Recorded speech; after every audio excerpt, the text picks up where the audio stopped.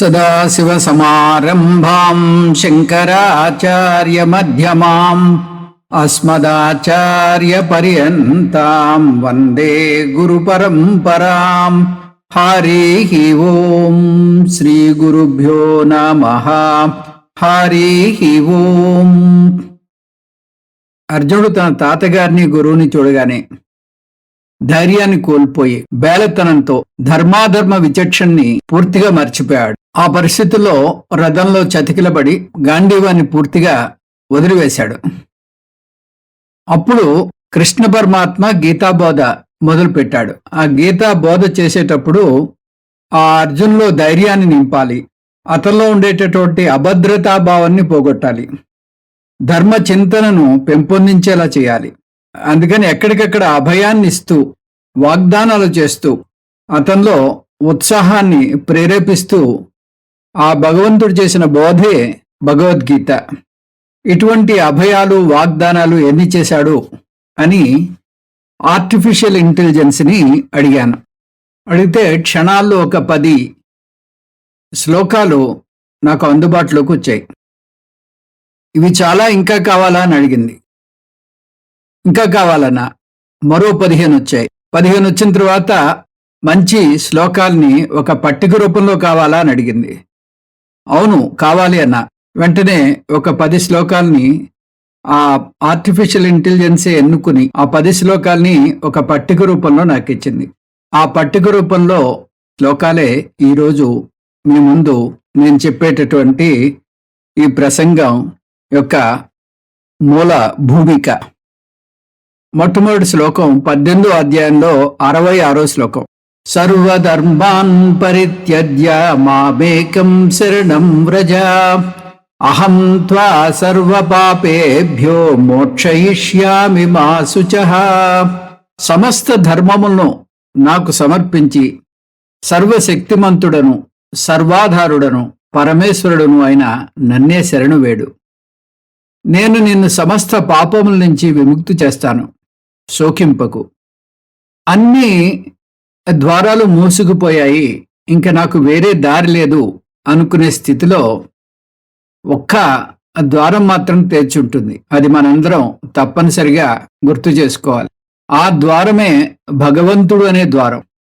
భగవంతుడి ద్వారం ఎప్పుడూ సాధకుడు కోసం భక్తుల కోసం తెరిచే ఉంటుంది. అర్జునుడు ఆ ద్వారం వైపు పయనించాడు.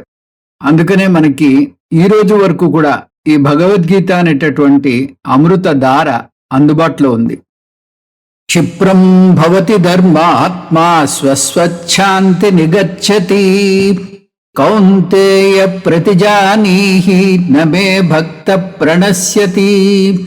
ఓ కుంతీసుత, సాధకుడు అతి త్వరలో ధర్మాత్ముడవుతాడు, శాశ్వతమైన పరమశాంతిని పొందుతాడు.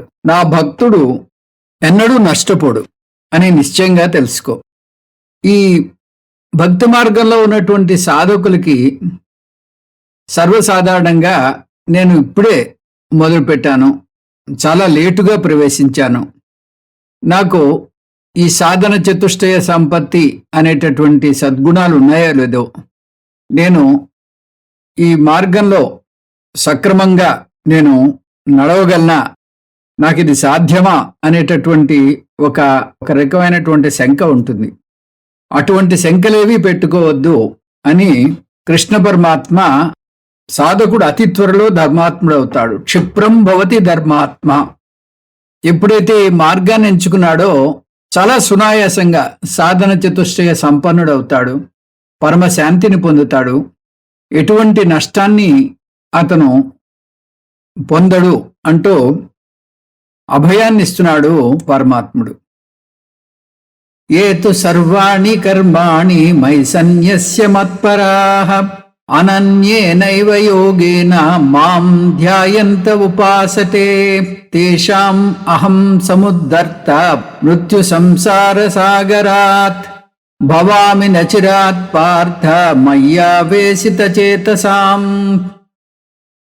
ఎవరైతే నాయందు చిత్తం నిలిపి సమస్త కర్మలను నాకు సమర్పించి సగుణ రూప పరమేశ్వరుడనైన నన్నే అనన్య భక్తి యోగము ద్వారా నిరంతరము చింతన చేస్తూ ఉపాసిస్తారో అటువంటి లగ్నమైన చిత్తము గల సాధకులకు నేను శీఘ్రంగా మృత్యురూప సంసార సాగరం నుంచి బయటపడేలా చేస్తాను.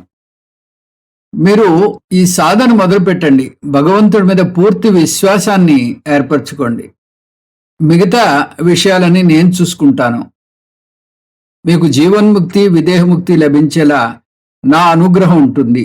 మిమ్మల్ని ఆ సంసార చక్రం నుంచి బయటపడేలాగా చేసే బాధ్యత నాది అని ఆ బాధ్యతను భగవంతుడు స్వీకరిస్తున్నాడు. మీ ప్రయత్నం చేయండి.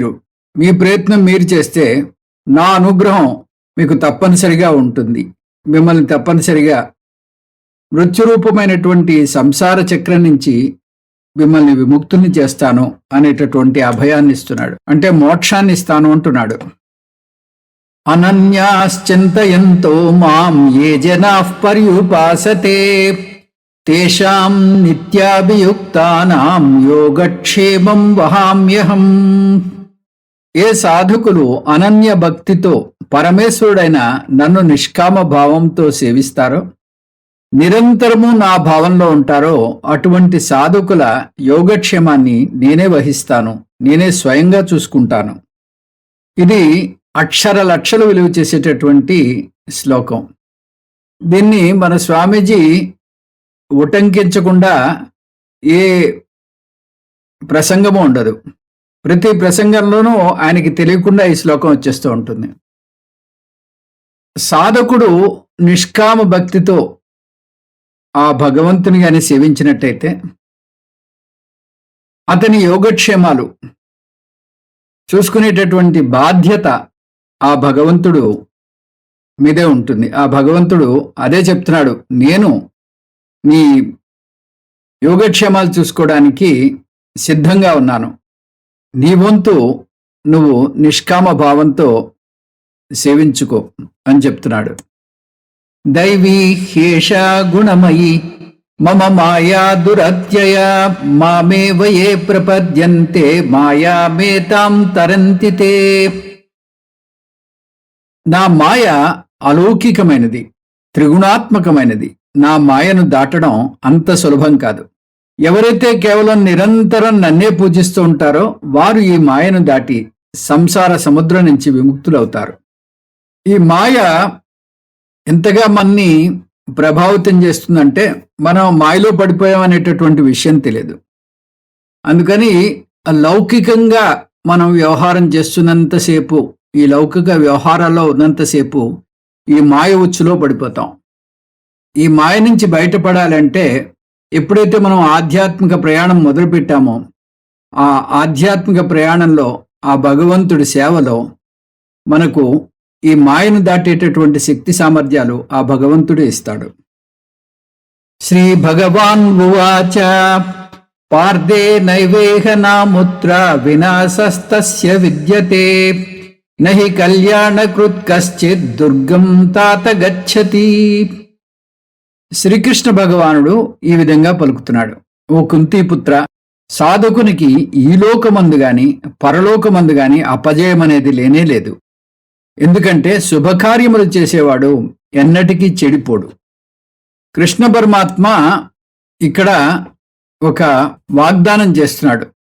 ఆ వాగ్దానం ఏమిటంటే, ఎవరైతే ఈ శుభకార్యాల్లో అంటే పంచమహాయజ్ఞాలు చేపడతారో, ఎప్పుడైతే ఈ పంచ మహాయజ్ఞాలు చేపట్టాడో, కర్మయోగాన్ని చేపట్టాడో, అతను ఎటువంటి చెడు మార్గాన్ని అనుసరించడు. అతను సరైన మార్గంలోనే ఉన్నాడు. కాబట్టి అతనికి జయం అనేది తథ్యము అన్నట్టుగా చెప్తున్నాడు అనమాట. అంతకాలే చ మామైవ స్మరన్ ముక్త్వా కళేవరం య ప్రయాతి సముద్భావం యాతి నాస్తి అత్ర సంశయః. ఎవరు అంత్యకాలమునందు నన్నే స్మరించుచు శరీరమును విడిచిపోతాడో ఆ భక్తుడు నన్నే పొందుతాడు. ఈ విషయంలో ఎటువంటి సందేహము లేదు. ఇది క్రమముక్తిని సూచిస్తోంది. భక్తుడు సదా ఆ భగవంతుడిలో రమిస్తూ ఉంటే ఆఖరి క్షణాల్లో కూడా ఆ భగవంతుడి ధ్యాసే ఉంటుంది.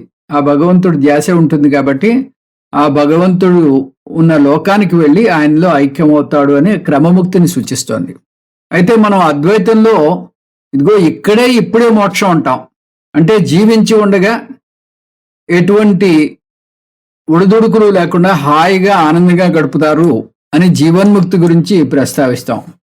ఈ జీవన్ముక్తి కూడా భగవంతుడు 5వ అధ్యాయంలో 19వ శ్లోకంలో చెప్పాడు. ఇహైవ తైర్జిత సర్గో యేషాం సామ్యే స్థితం మనః నిర్దోషం హి సమం బ్రహ్మ తస్మాత్ బ్రహ్మణి తే స్థితాః. ఇక్కడే ఇప్పుడే మోక్షం అంటే జీవన్ముక్తి లభిస్తుంది. అద్వైత సాధకుడికి ఇక్కడే ఇప్పుడే మోక్షం అంటే జీవన్ముక్తి లభిస్తుంది. శేష జీవితం ఎటువంటి ఒడిదుడుకులు లేకుండా హాయిగా ఆనందంగా గడపగలరు. తస్మాత్ సర్వేషు కాలేషు మాం అనుస్మరయుధ్య చ మయ్యర్పిత మనో బుద్ధి మామే వైశ్యస్య సంశయం. అందువల్ల అన్ని కాలాల్లోనూ నన్ను స్మరిస్తూ ఉండు, ఇంకా నీ స్వధర్మాన్ని ఆచరించు, నాయందే మనస్సును బుద్ధిని నిమగ్నమర్చిన వాడవై నిస్సందేహంగా నన్నే పొందగలవు. కాబట్టి 24/7 నన్నే స్మరిస్తూ ఉండు అంటే మనం ఫలకంలో at the back of your mind ఆ భగవంతుని యొక్క స్పృహ ఉండాలి. మన స్వధర్మాన్ని ఆచరిస్తూ ఉండాలి. ఇక్కడ యుధ్యచ అంటే యుద్ధం చేయి, అర్జునుడికి యుద్ధం చేయి అన్నారు.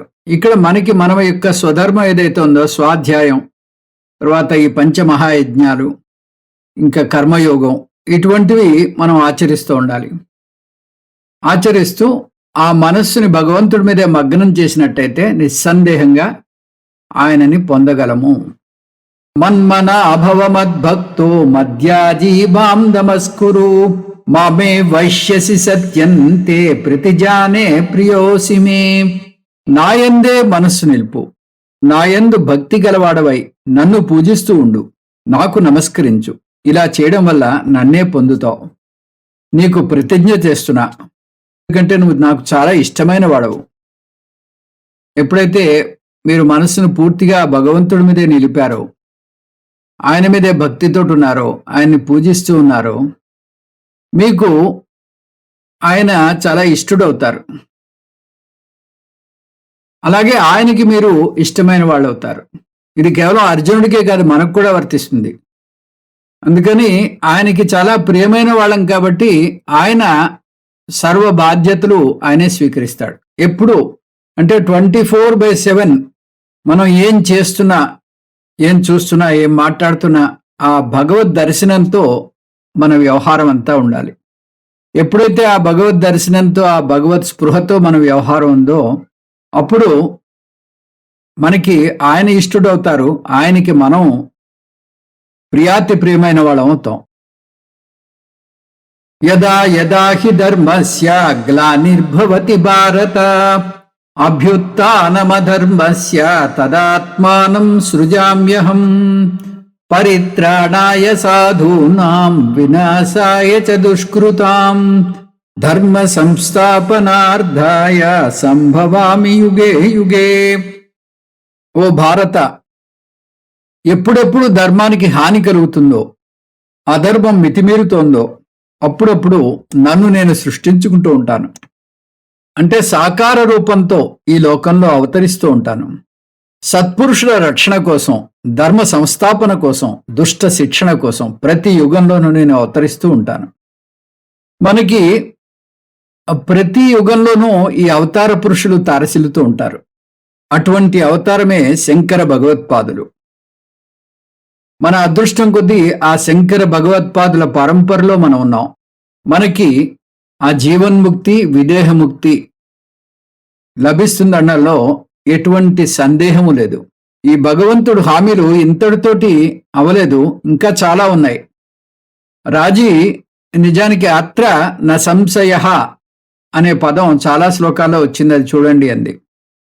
అలా కొడితే మళ్ళీ 15 శ్లోకాలు వచ్చాయి, అవి కూడా ఈ వాగ్దానాలే.